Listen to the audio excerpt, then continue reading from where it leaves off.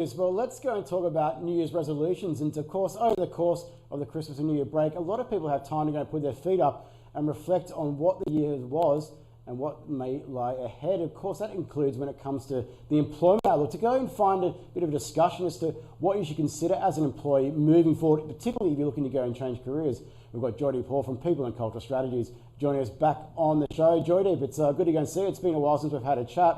A lot of people have probably been reflecting on their time in the workforce and what they're potentially doing in the year ahead. But just quitting or quiet quitting or the Great Resignation that we've been talking about in recent years, is that all we should be thinking about when it comes to changing careers? Yeah, Happy New Year, David. It is absolutely the case that for some quite surprising reasons, some might say, it's usually a spate of employment activity that does take a lot of employers by surprise in the early part of January, and it's something I've reflected on over the years in terms of, well, why does that happen? Because on one view, you would think that if people are a little bit more relaxed, enjoying a break, enjoying some relaxation time, the last thing that they would be thinking about is work and their work lives and their careers and movement and whatever else. But I think what does happen at that time of year is that people are not so immersed in their day-to-day work activities. They're having conversations with people, perhaps some of the things that might have bothered them had they had more time to think about things throughout the course of a year. They do have a bit more time to reflect. You're not necessarily with those people whose propensities you might be inclined to forgive if you're actually working with them. So there's a lot of factors that do contribute to why people do, upon reflection, decide that no, they're no longer going to continue with their role. It's time for a change, or it's time to have a difficult conversation or a serious conversation with their manager about a pay increase or a promotion or whatever it might be. And it's something that I can guarantee has probably happened in the last 24 hours for a number of people who've gone back to work today or yesterday. Look, mate, we're coming off such a unique couple of years. I think that's undeniable. We've got such a unique scenario. We've got such tight labour market conditions. Anyone who wanted a job could go and find one pretty much over the past 12 months. Employees were fighting each other to go and get their hands on talent. But all we're talking about now is recessions and what could potentially be down the line. When you go and translate those two things, very polar opposites, what do you think that might go and mean when it comes to these people who are considering changing their careers? Yeah, I think it's very interesting as to what level of reflection people should place, and do place for that matter, on what is happening in the economic environment. And I do think that there will be a number of people who might be willing to, particularly given interest rate spikes and that economic uncertainty, to perhaps put on hold what might have otherwise been their inclination in that more buoyant labour market, where, as you say, jobs a dime a dozen, people could pick and choose exactly what they wanted to do and how much they would be paid for doing it. So I do think there will perhaps be a little bit less of that, let's call it emotional career movement than might have been the case 12 months ago. But what I would say is that, as you were talking there, David, in terms of the changes of the last 2 or 3 years, things have changed, and people's sentiments about working, people's views about working from a fixed location as opposed to working from home or working from anywhere. These things have reshaped and reformed what the expectations people have of their workplace, and they are hearing that this reformation is happening across the board and around the globe. So when people hear about these things and those seeds are planted in their mind, naturally, it means that they are going to be a little bit more susceptible to those kinds of thought processes themselves, and a lot more so than would have been the case 3 years ago. So in the current environment, you're an employer, you're sitting there at the moment, you're saying, well, I want to go and quit my job and go and work somewhere else. What are some of the really simple pieces of advice you can go and to make that transition, should they go down that path, successful?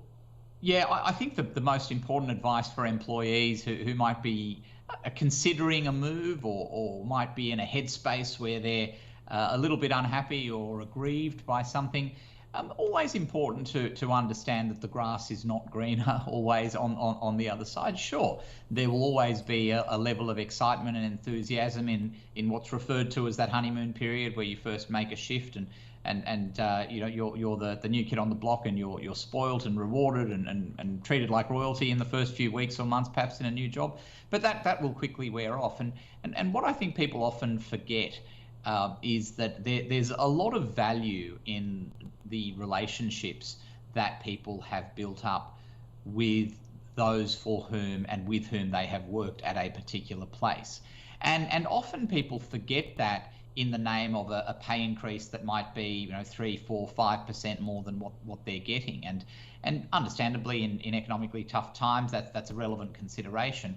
But it takes a long time to rebuild that goodwill, to rebuild a brand. And certainly if you're unhappy at your place of work, you need to consider, well, how unhappy am I? Presumably, if you're happy and satisfied, these considerations are not going to be too live for you. But if you're unhappy, is my unhappiness something that can be dealt with via a conversation? Can I articulate what are the things that will make me happier? And do I have the maturity to ask myself, well, look, if I make the change, what's to say that with people who haven't worked with me, who don't know me from a bar or soap, are going to treat me any differently or better than how I'm currently being treated at my current place of work? It requires the ability for employees to step back from their personal situation and just understand that venturing into the unknown might be an adventure, could be a lot of fun, could be the best move they've ever made, but could also carry with it a number of unforeseen consequences as well. You talk about those conversations. One thing that I've come across time and time again during my time in the workforce is that people are really almost afraid to go and speak to their employer about their concerns and just think it's easy to go and quit. What's some of the emphasis that needs to be put on the employers on this side of the equation? What can they go and do to go and help foster an open environment? Yeah, I think it's an excellent question, and what employers really need to be focusing on doing more so than anything is creating that environment with their people where these conversations can be had, and they can be had openly. Because as you say, the first time and often the only time that employees will express their dissatisfaction or the sources of their dissatisfaction candidly are not just when they're thinking about leaving, but when they have already accepted an offer with another employer. And by that stage, there's just been too much that has passed for that to be salvageable. I mean, it's not impossible, but it's a big thing to get someone to be talked out of a resignation at that point when they've accepted a role somewhere else. So employers need to be focusing on creating that environment where managers are establishing those solid one-to-one relationships with the people who work for them, work with them, and creating that environment where these conversations are encouraged. They shouldn't be seen as conversations that an employee is having because they're difficult or demanding or high maintenance.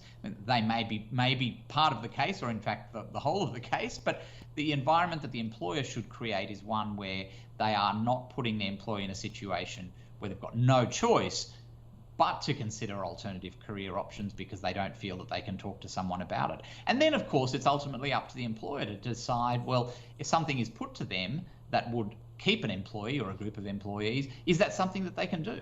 And they themselves as employers have to consider, well, what are our alternatives? There's going to be a cost in replacing people, a significant cost potentially. And in the same way that an employee will lose a lot of brand capital if they move, the employer will be venturing into the unknown with someone new who is not known to them, not known to the organisation. You know, reference checking and all of those kinds of things only go so far. So this is something that it is very much in everyone's interest for there to be created that platform of open discussion, rather than putting people in a position where the employer says, well, it's take it or leave it, and the employee says, well, if that's how it's going to be, I'll leave it.